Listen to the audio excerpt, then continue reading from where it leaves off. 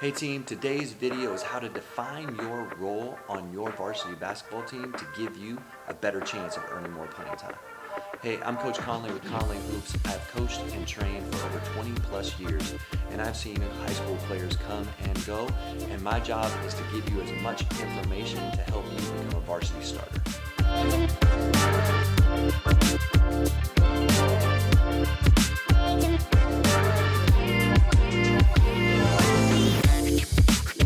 Role definition is so important in high school programs. Your ability to play a certain role will give you tremendous opportunities at playing time, starting, and being a real important player for your high school.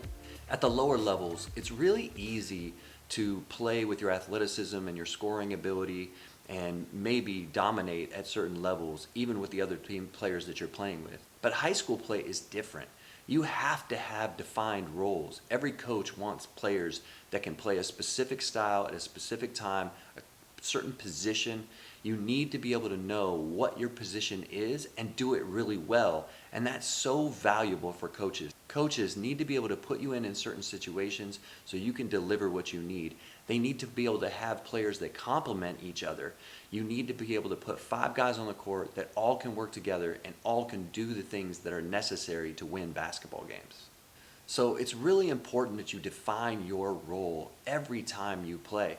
Now that could be for a season, that could be for a game. It really matters on how you can help your team and what the coach needs from you. And I guarantee you, like if you have a wide variety and a big skill set, that's great because you can play multiple roles at any time. That's a really valuable asset.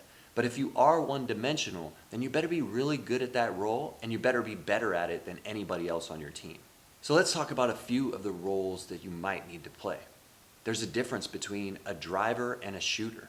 Maybe your team is comprised of a bunch of guys that can shoot the ball, but maybe they need somebody to drive to the basket.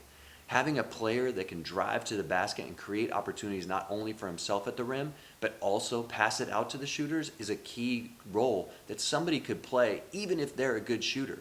Being able to be that driver creates a position for you of a player that needs to be on the floor. If the team only has a number of shooters out there, then nobody is really able to penetrate and give other people an opportunity, and nobody is attacking the basket. Another role definition area is defensively. Are you a shutdown defender? Are you an in the paint blocker? Are you a great rebounder? Being a defensive type player in any situation could be very important to role definition. Maybe you're a team that presses. You need to be able to put a ton of pressure on guards, maybe even play defense full court without getting beat. That's a specific role that you might need to play. And if you play it really well, you could be very valuable. And as we talked about before, being a rim protector if you're a big guy. Can you block shots? Can you take charges? Can you come from the weak side and make stops? Being able to play that role of somebody that's dependable in the paint could be a huge, crucial position that needs to be played every game. And let's talk about leadership. Leadership is an important role on the team, and there's a variety of different leaders, right? You can be an emotional leader. You can be the leader on the court. You can be the leader that needs to keep everything together. No matter what kind of leader you can be, that role is important on the team. There's also some roles that aren't even on the floor that could be very important.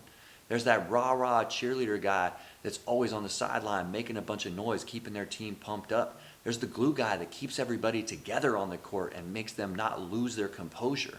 Like those are important roles that you could do even if you're not as skilled as some other players. If you're on the floor, there's always a role that you can play to help your team win. And one role that always comes up is the physical guy. Sometimes you just need somebody that's super physical that can help you hold off bigger, stronger, aggressive teammates. Maybe it's a guy where a team has a great shooter and you just know if I put this guy on that guy's going to be locked down and there's no way he's going to get any points. That's an important thing. You need to be able to have that guy. I've had those guys over the years and they've been super valuable. I've also had guys that have been able to change their position over time. I've had post players become point guards. I had defenders that were really good off ball and not as good on ball, but the team around them could fill in the roles of playing more on the ball and doing the other things defensively that was necessary. So those guys could make the plays that they made. Those guys would average 4 or 5 steals a game.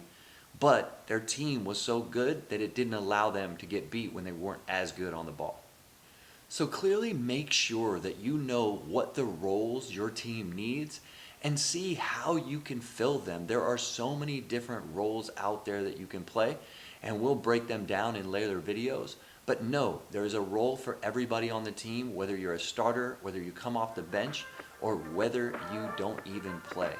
Everyone on a varsity basketball team is important and has a role to play. Make sure you know your role and accept your role, and you will be valuable no matter what. Thanks for watching today's video. Please like and subscribe and comment in the notes if you have any questions about how to make your varsity basketball team. We have another video coming up next. Hope you watch it.